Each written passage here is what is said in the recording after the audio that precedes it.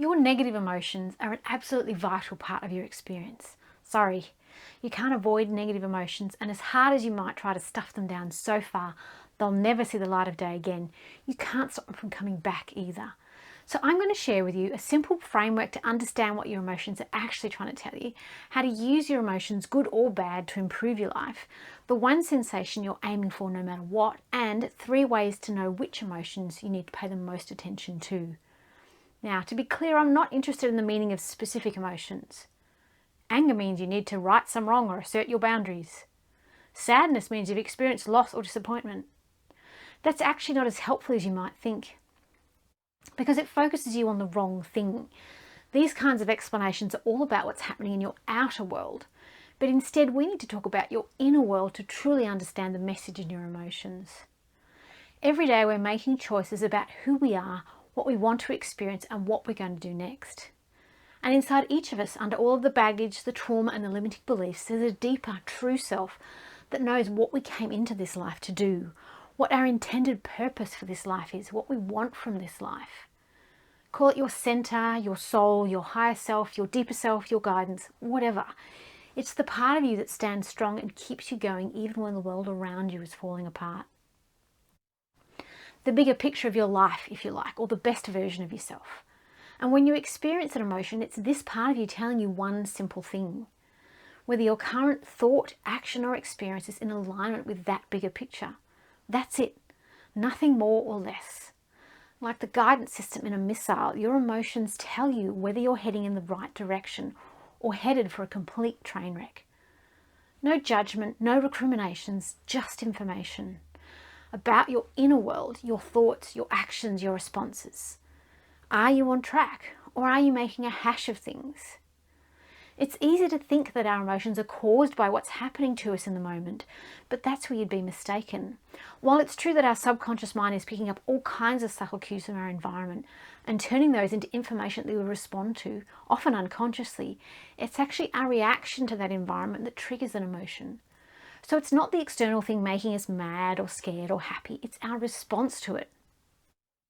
It might seem like a subtle distinction, but it's all the difference in the world. Because we usually can't choose what happens to us, but we sure as heck can choose how we respond to it. And making sense of these emotions begins with emotional awareness. If we don't even realize what we're feeling, it's almost impossible to make sense of what's going on with us. And when we're not aware of our emotions, we're usually reacting automatically to situations, meaning that our emotions are the ones controlling us. So to develop emotional awareness, stop and observe yourself regularly throughout the day for a brief moment and put a label on what you're experiencing. It might take some time, but eventually you'll start to recognize your different emotional states. And once you've identified what you're feeling, what do you do with that information? One of the most useful frameworks I've ever come across to help me manage my emotions is something called the emotional scale. The idea is that you take all the emotions we feel on a regular basis and rank them from the worst feeling emotions like fear, depression, or shame, all the way up to the best possible feelings like joy, love, and freedom. Remember, no emotion is worse than another. It's just information. But the worse an emotion feels, the more out of alignment we are with our best selves, with our big picture. You see, our soul knows what's true for us, what's best for us, what's right for us. And whatever choice we make, thought we think, or experience we have, we feel emotions that tell us how well we're aligned with the best and highest version of ourselves. So once you've identified how you're feeling, your goal is simply to move up this emotional scale, to find a better feeling thought, action, or response. Because that means we're moving into greater alignment with our best selves and our purpose in this life. Now, it's important you don't try to make too big of a jump here. This idea is so simple and yet so powerful that I totally understand why you'd want to aim for the best possible feeling right out of the gate. But going from fear to joy is basically impossible. It's too much for most people.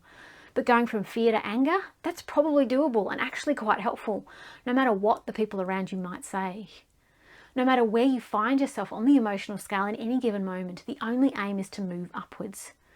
Unless, of course, you're feeling complete and utter joy right now, in which case, what are you doing watching this video? What you'll find as you move up the emotional scale is that there's one single sensation that tells you you're moving in the right direction. This is the feeling you get when you go from fear to worry, anger to frustration, or boredom to anticipation. Anytime you move from a worse feeling emotion to a better feeling emotion, you'll experience relief. So use relief as your guidepost. Keep seeking out whatever brings relief over and over and over, and you'll keep moving up the emotional scale. Make sure you stabilize yourself at each new emotional level, and then seek out the next better feeling emotion that's within reach. Make the best of every situation, go as far as you can each time and no further, and trust that it is making a difference, because it is. You're on an emotional journey to a better feeling place. And don't make the mistake of hanging around waiting for external circumstances to change before you can feel better, or clinging on tightly to a worse feeling story simply because it's true. Who cares what's true if it makes you feel bad? Seriously. Choose to feel better now and watch your external circumstances change in response. But most importantly of all, do it to feel better, because after all, that's kind of the whole point, to feel better. When I finally grasped this concept, it was so liberating. I stopped telling myself stories about what it meant that I was feeling depressed or afraid, and instead looked for a slightly better emotion to aim for, which was so much more constructive. When I got to anxiety, I aimed for boredom. Once I got to boredom, I started having brief moments where I felt hope, and little by little, I kept moving upwards. These days, I spend most of my time in contentment with a fair amount of optimism, anticipation and courage, and occasional moments of enthusiasm, appreciation and joy. But I also dip down now and again to sadness, anxiety and overwhelm. But when I do, it's no big deal, because I finally understand what it means and what to do about it. So how do you know which emotions need dealing with and which ones you can safely ignore? Here's 3 signs you're experiencing an emotion you probably need to look at more closely. Firstly, it's super intense. The more important your misalignment is, the stronger the associated emotion will be. So don't ignore those intense emotions. They're trying to get you to change something. Secondly, it keeps coming back. If you ignore the emotion the first time you had it, it's likely to come back, and it will keep coming back and getting stronger until you deal with whatever's out of whack. And finally, it's really uncomfortable. If you don't like the emotion you're feeling, it's a good sign you need to take a closer look at your thoughts, actions and situation. Figure out where you're off track and make a course correction. Here's an example. Let's say you're going about your day when you suddenly receive an email with the subject line, "We need to talk." In an instant, your heart is pounding, your mind is racing, and you're imagining the worst. You've gone straight to fear, but nothing's actually happened.